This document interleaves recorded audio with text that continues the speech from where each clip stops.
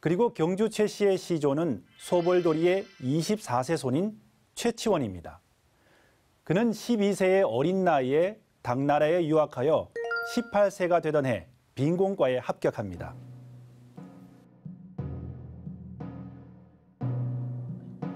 서기 875년 당나라 말기 산둥성에서 소금을 밀매하던 황소가 난을 일으킨다.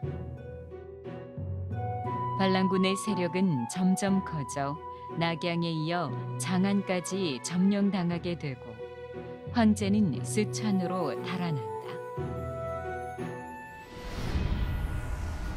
햇빛이 활짝 비치니 어찌 요망한 기운을 그대로 두겠으며 하늘의 그물이 높이 벌어져 있으니 반드시 흉한 족속들은 제거되고 마는 법이다. 헤아릴 수 없는 큰 죄를 지었고 죄를 용서해 주려 해도 착한 일을 조금도 한 일이 없다.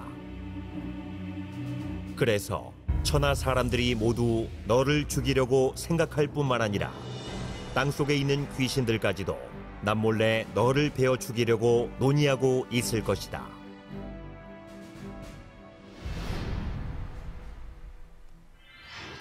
이 글은 토황소 경문의 일부 내용인데요. 당나라 말 황소의 난을 진압하기 위해 쓴 경문이죠.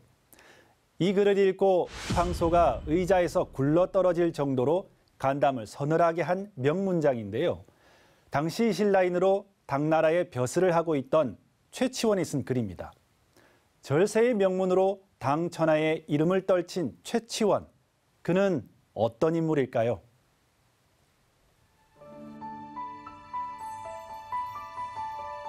경상북도 의성의 천년고찰 고은사. 고은 최치원과 인연이 있는 곳이다. 원래는 높은 고를 쓰는 고은사였으나 최치원이 여지, 여사 두 대사와 함께 가운루와 우하루를 중건하면서 최치원의 호를 딴 고은사라 불리기 시작했다고 한다. 이 고은사의 입구에 최치원 문학관이 들어서 있다. 최치원과 인연이 있는 이곳에 그의 학문과 사상을 기리기 위해 2019년에 개관한 것이다.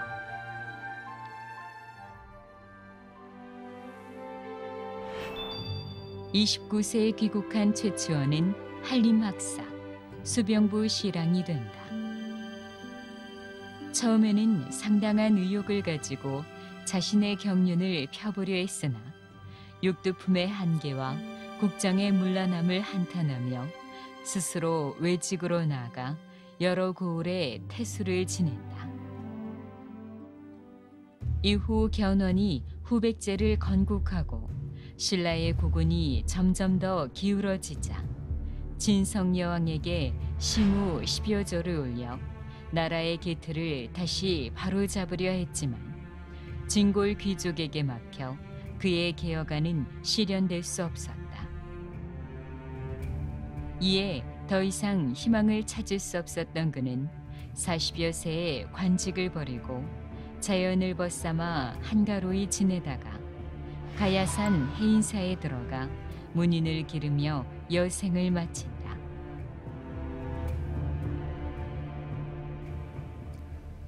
당에서 문명으로 이름을 떨친 신라 최고의 엘리트 최치원. 고국으로 돌아왔지만 기울어가는 신라에서 그가 날개를 펼 곳은 없었습니다.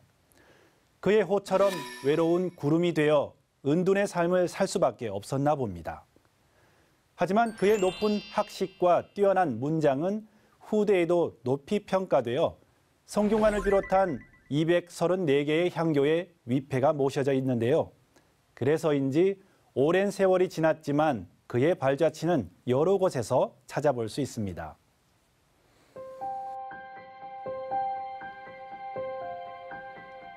지난 2005년 에이펙 정상들이 함께한 누리마루가 있는 동백섬. 이 동백섬의 정상에 최치원 동상이 있다. 1200여 년 전에 그랬듯이 지금도 아무 말 없이 이곳의 아름다운 절경에 심취해 있는 듯하다. 더 이상 자신의 꿈을 펼칠 수 없었던 신라 최고의 지성은 자연을 벗삼아 떠도는 구름이 되어 이곳에 이르렀으리라.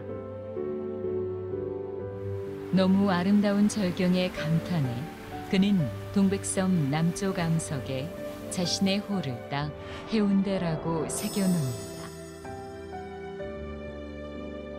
이런 연유로 지금의 해운대란 지명이 생겨났다고 한다.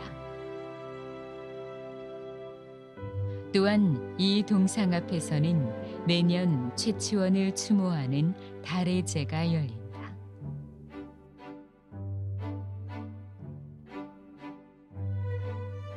경상남도 함양읍에는 서쪽을 흐르고 있는 위천이 있다. 이 위천가에는 국내에서 가장 오래된 인공숲이 있는데 이 숲은 최치원이 함양 태수로 있을 때 조성한 숲이다.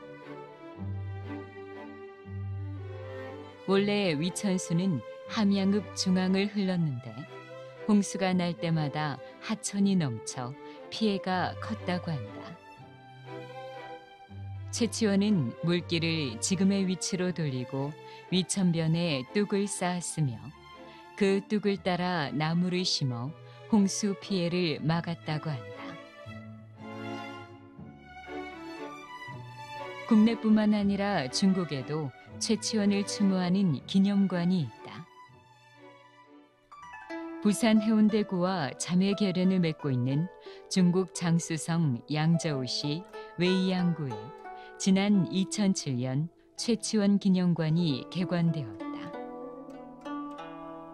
중국에서 외국인 기념관으로는 최초라고 하는데 이곳은 최치원이 회남 절도사 고변의 종사관으로 약 5년간 근무한 곳으로 이때 토왕 소경문을 쓰게 된 것이다.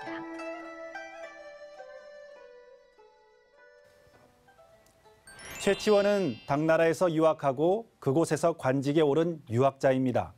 하지만 그가 유학자라고 해서 유학만 고집한 것은 아닌데요. 최치원의 글과 행적을 보면 불교와 도교뿐 아니라 그 근원이 되는 신교에도 깊은 깨달음이 있었다는 것을 알 수 있습니다. 특히 그가 쓴 난랑미 서문을 보면 그것이 잘 드러나 있습니다. 나라에 지극히 신령스러운 도가 있으니 풍류라 한다. 그 교를 창설한 내력은 선사에 자세히 실려 있으니 실은 삼교를 포함하여 군생을 접호하는 것이다. 들어와서 가정에 효도하고 나가서 나라에 충성하는 것은 노사구의 뜻과 같은 것이요. 무의로 일을 처리하고 말없이 교를 행함은 주주사의 종지와 같은 것이요. 악한 일을 하지 않고 선한 일을 받들어 행하는 것은 주권태자의 교화와 같은 것이다.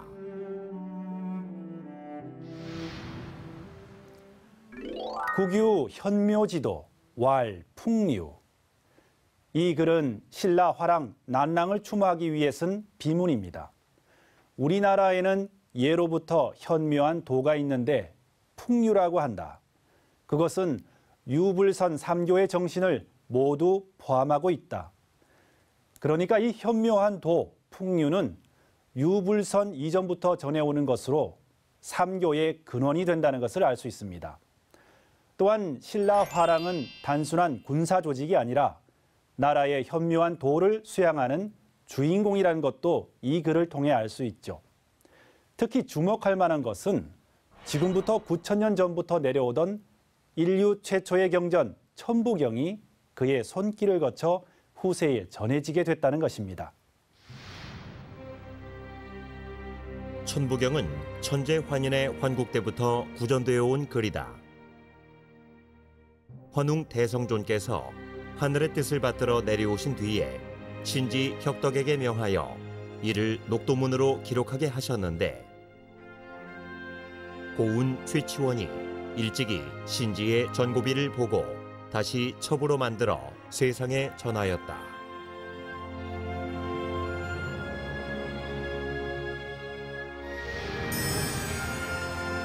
조선 중기 일십당 이맥이 편찬한 태백일사의 한 구절이다.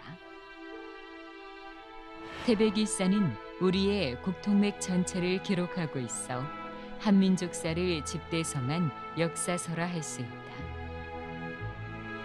여기에는 천부경이 어떻게 전해지게 되었는지 알 수 있는 내용이 있다. 인류 최초의 경전인 천부경은 황국 때부터 입으로 전해지다가 배달국 시대에 환웅의 명을 받은 신지 혁덕에 의해 녹도문으로 기록된다.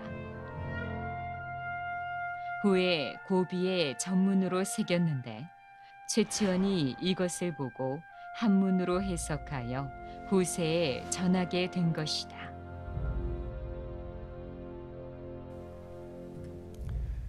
최치원이 아니었으면 우리는 어쩌면 천부경을 만나지 못했을 수도 있겠죠. 유학자이면서도 불교, 도교뿐만 아니라 그 근원이 되는 원형문화까지 깊이 체득했기 때문에 천부경이 지금까지 전해질 수 있었던 게 아닐까요?